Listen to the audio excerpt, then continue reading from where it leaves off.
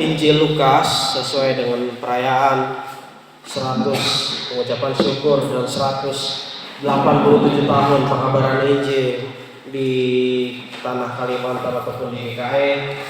Kita membuka kitab kita dari Injil Lukas pasal 8 ayat yang ke-26 sampai ayat yang ke-39. Lukas pasal 8 ayat yang ke-26 sampai ayat yang ke-39 dengan judul perikop Yesus mengusir roh jahat dari orang Gerasa. Lukas pasal 8 ayat yang ke-26 sampai ayat yang ke-39. Saya akan membacakannya bagi kita semua. Bapak Ibu saudara jemaat Tuhan, boleh menyimaknya di dalam hati ataupun membacanya di dalam hati. Yesus mengusir roh jahat dari orang Gerasa. Ayat yang ke-26. Lalu mendaratlah Yesus dan murid-muridnya di tanah orang Gerasa yang terletak di seberang Galilea. Setelah Yesus naik ke darat, datanglah seorang laki-laki dari kota itu menemui dia. Orang itu dirasuki oleh setan-setan dan sudah lama ia tidak berpakaian dan tidak tinggal di dalam rumah, tetapi dalam pekuburan. Ketika ia melihat Yesus, ia berteriak lalu tersungkur di hadapannya dan berkata dengan suara keras, "Apa urusanmu dengan aku, hai Yesus, Anak Allah yang Maha Tinggi? Aku memohon kepadamu supaya engkau jangan menyiksa aku." Ia berkata demikian sebab Yesus memerintahkan roh jahat itu keluar dari orang itu. Karena sering roh itu menyeret-nyeret dia, maka untuk menjaganya ia dirantai dan dibelenggu. Tetapi ia memutuskan segala pengikat itu dan ia dihalau oleh setan itu ke tempat yang sunyi. Dan Yesus bertanya kepadanya, "Siapakah namamu?" Jawabnya, "Legion," karena ia kerasukan banyak setan. Lalu setan-setan itu memohon kepada Yesus supaya ia jangan memerintahkan mereka masuk ke dalam jurang maut. Adalah di sana sejumlah besar babi sedang mencari makan di lereng gunung. Lalu setan-setan itu meminta kepada Yesus supaya ia memperkenankan mereka memasuki babi-babi itu. Yesus mengabulkan permintaan mereka. Lalu keluarlah setan-setan itu dari orang itu dan memasuki babi-babi itu. Kawanan babi itu terjun dari tepi jurang ke dalam danau itu lalu mati lemas. Setelah penjaga-penjaga babi itu melihat apa yang telah terjadi, mereka lari lalu menceritakan hal itu di kota dan di kampung-kampung sekitarnya. Dan keluarlah orang-orang itu untuk melihat apa yang telah terjadi. Mereka datang kepada Yesus dan mereka menjumpai orang-orang yang telah ditinggalkan setan-setan itu duduk di kaki Yesus. Ia telah berpakaian dan sudah waras, maka takutlah mereka. Orang-orang yang telah melihat sendiri hal itu memberitahukan kepada mereka bagaimana orang yang dirasuki oleh setan itu telah diselamatkan. Lalu seluruh penduduk di daerah Gerasa meminta kepada Yesus supaya ia meninggalkan mereka, sebab mereka sangat ketakutan. Maka naiklah ia ke dalam perahu lalu berlayar kembali. Dan orang yang telah ditinggalkan setan-setan itu meminta supaya ia diperkenankan menyertainya. Tetapi Yesus menyuruh ia pergi. Ketika menyuruh dia pergi, katanya, "Pulanglah ke rumahmu dan ceritakanlah perbuatan Allah atasmu. Dan ceritakanlah segala sesuatu yang telah diperbuat Allah atasmu." Orang itu pun pergi mengelilingi seluruh kota dan memberitahukan segala apa yang telah diperbuat Yesus atas dirinya. Sedemikian jauh pembacaan firman Tuhan bagi kita. Berbahagialah mereka yang mendengarkan firman Tuhan, memeliharanya serta melakukannya dalam hidupnya hari lepas hari. Amin. Shalom. Sekali lagi shalom. Bapak Ibu saudara jemaat yang dikasihi berkati oleh Tuhan, apa kabarnya? Luar biasa. Ini kayaknya bukan luar biasa nih, tapi banyak pileknya. Betul apa ya Bapak Ibu saudara jemaat Tuhan? Betul. Nah, hari ini kita boleh bersyukur berkumpul bersama dengan sidang jemaat Tuhan, memuji dan memuliakan nama Tuhan. Terlebih lagi hari ini gereja kita, Gereja Kalimantan Evangelis, merayakan 187 tahun pekabaran Injil di tanah Kalimantan. Terlebih lagi untuk menghayati hari pengucapan syukur tersebut, pada firman Tuhan bagi kita di hari yang diperhadapkan bagi kita hari ini berbicara tentang bagaimana Yesus mengusir roh jahat dari orang Gerasa. Nah, Bapak Ibu sudah jemaat yang dikasih dan diberkati oleh Tuhan, Gerasa itu ada di seberang Danau Galilea. Di seberang Danau Galilea. Ketika Yesus datang ke Gerasa, ia bertemu dengan seorang pemuda, seorang laki-laki dari orang Gerasa yang sudah sejak lama kerasukan setan. Sebelum itu saya tanyakan, yang sudah lama kerasukan setan. Bahkan orang-orang di sekitar ia mengasingkan laki-laki tersebut. Orang-orang menganggap ia sebagai orang-orang yang tidak waras karena kesehariannya, tidak berpakaian, telanjang, tempatnya di kuburan, tidak terkendali, bahkan terlebih lagi ia dirantai dan dibelenggu. Tapi ketika ia dirantai dan dibelenggu itu, ia tetap bisa membebaskan diri karena setan-setan ada di dalamnya. Bahkan bisa dikatakan bahwa orang itu sangat malang. Orang itu sangat malang. Mungkin saja bahkan sudah tidak ada harapan apapun dari dalam hidupnya karena ia mengalami penyiksaan bersama dengan setan-setan.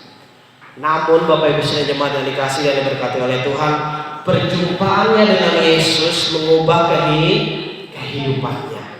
Setidaknya ada 4 hal yang membuat dia mengalami perubahan ataupun terlebih lagi mengubah hidupnya jika kita bisa perhatikan. Yang pertama, bahwa pertama ketika Yesus berhadapan dengan orang yang kerasukan setan tersebut, setan tersebut sudah mengetahui siapa Yesus. Sudah mengetahui siapa Yesus. Bahkan setan tersebut menyebut bahwa Yesus adalah Mesias, anak siapa? Anak Allah, anak Tuhan. Setan juga tahu bahwa Yesus berkuasa memusnahkan dia. Ayat yang ke-28 itu, bahwa Yesus berkuasa untuk mengusir mereka semua. Di ayat yang ke-28 itu. Itulah sebabnya Bapak Ibu sekalian jemaat yang dikasih dan diberkati oleh Tuhan, saya mau bertanya bagi kita, orang Kristen itu bisa kerasukan setan apa enggak? Bisa. Orang Kristen itu bisa kerasukan setan? Iya, bisa. Kemudian lagi pertanyaannya, setan itu takut orang Kristen apa enggak? Tidak. Kenapa tidak? Ayo, kenapa kira-kira setan itu takut tidak takut dengan orang Kristen? Betul apa enggak kira-kira? Betul. Apa alasannya, Pak? Karena mungkin Kristen KTP. Bukan. Bisa saja itu hanya alasan yang lain. Tapi ini ada suatu cerita ya, bahwa ketika Yesus mengusir setan-setan itu pergi dari dalam tubuh pemuda tersebut, setan-setan itu dilemparkan kepada siapa? Dimasukkan kepada siapa? Kepada babi. Dimasukkan ke dalam babi-babi itu. Dan sekarang ini orang Kristen paling suka makan babi. Orang Kristen paling suka makan babi.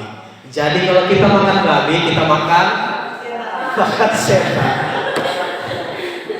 Jadi setan takut dengan manusia apa enggak kira-kira? Atau setan takut dengan orang Kristen apa enggak kira-kira? Takut. Kenapa? Karena takut makan babi. Karena takut dimakan. Itu jokes ya. Tapi yang paling benar itu setan itu takut bukan karena kita ini, tapi roh yang diam di dalam kita. Amin. Setan itu takut dengan Roh Kudus yang tinggal di dalam kita itu. Tapi bisa juga bahwa orang yang makan babi itu makan setan. Tapi orang yang tidak makan babi kira-kira tidak makan setan? Siapa tahu? Bisa saja ya, itu dia. Karena Yesus mengusir setan-setan tersebut ke dalam babi-babi tersebut. Kedua, Yesus mau membebaskan siapapun yang kerasukan roh jahat, dan Yesus berkuasa membebaskan siapapun yang kerasukan roh jahat tersebut, dikatakan di dalam ayat yang ke-29. Dan ia berkuasa untuk mengusir mereka semua. Setan sekalipun bisa Tuhan Yesus usir. Sehingga dari buah perjumpaan, dari perjumpaan Yesus dengan pemuda tersebut, Dari yang terbelenggu kini dibebaskan. Dari yang tidak ada harapan menjadi memiliki harapan kembali. Itu perjumpaan pemuda tersebut dengan Tuhan Yesus.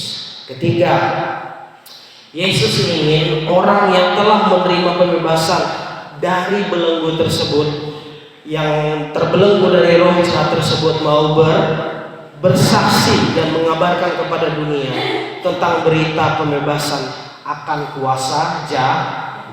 Di ayat yang ke-39 itu dikatakan.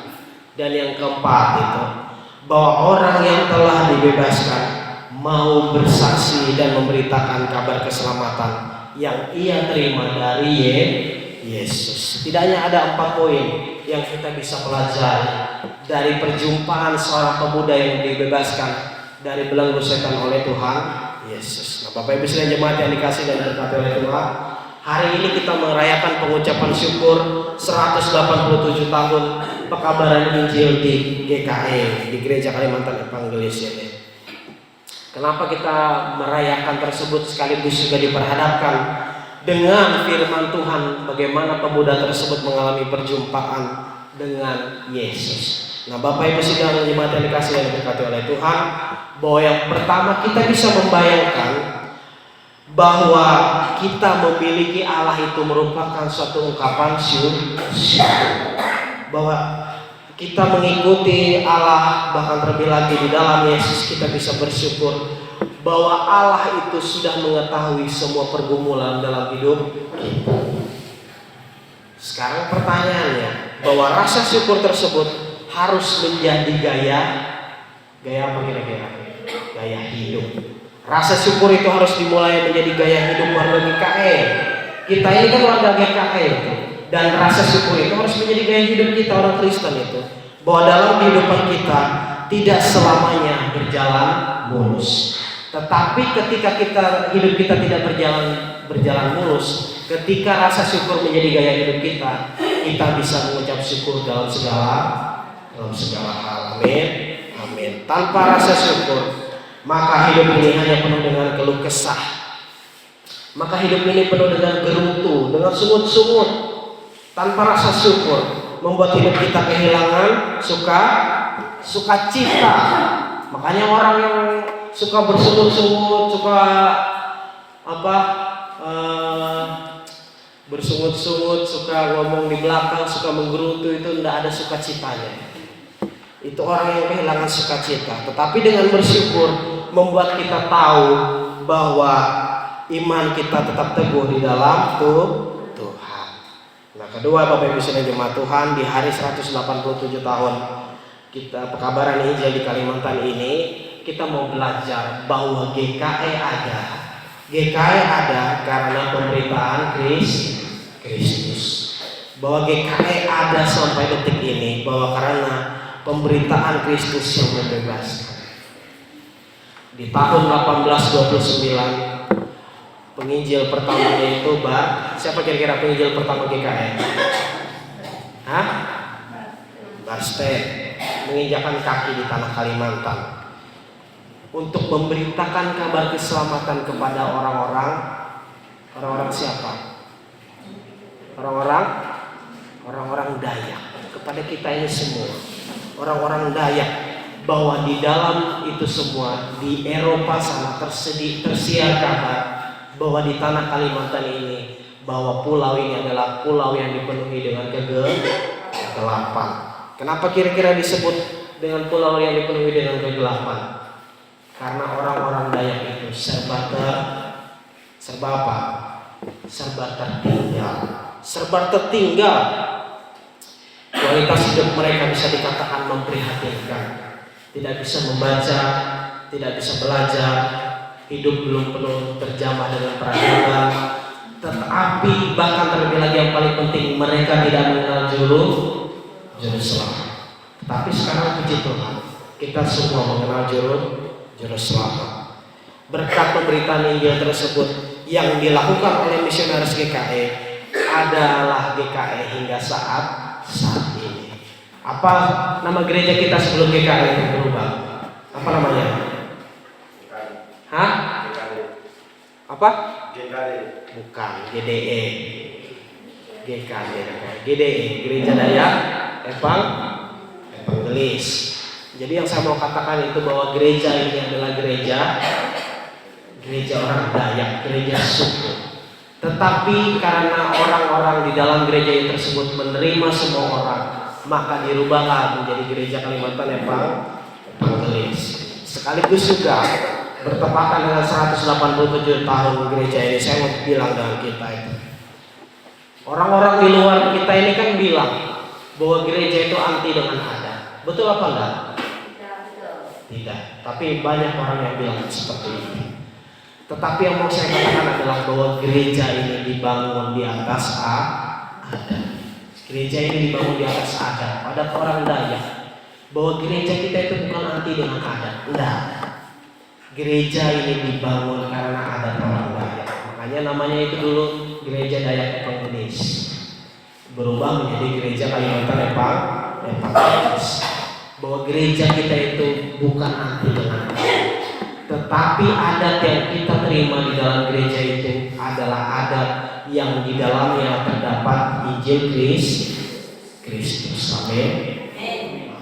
Maka dari itu orang-orang yang sudah menerima Kristus itu tahu mana yang membedakan adat yang membawa mereka dekat dengan Tuhan dan mana adat yang membawa mereka jauh dengan Tuhan. Amin. Itu didengar oleh Tuhan, milik kita semua. Bahwa gereja ini bukan gereja yang anti dengan adat, tetapi justru gereja ini dibangun dari adat itu. Gereja kita tuh nggak anti dengan budaya itu, enggak. Tetapi gereja ini lahir karena budaya orang Dayak. Maka dari itu yang harus kita pahami betul-betul. Semua karena Tuhan mau melihat bahwa tanah Kalimantan ini, terlebih lagi gereja ini dibangun karena orang-orang Dayak yang ada di dalamnya.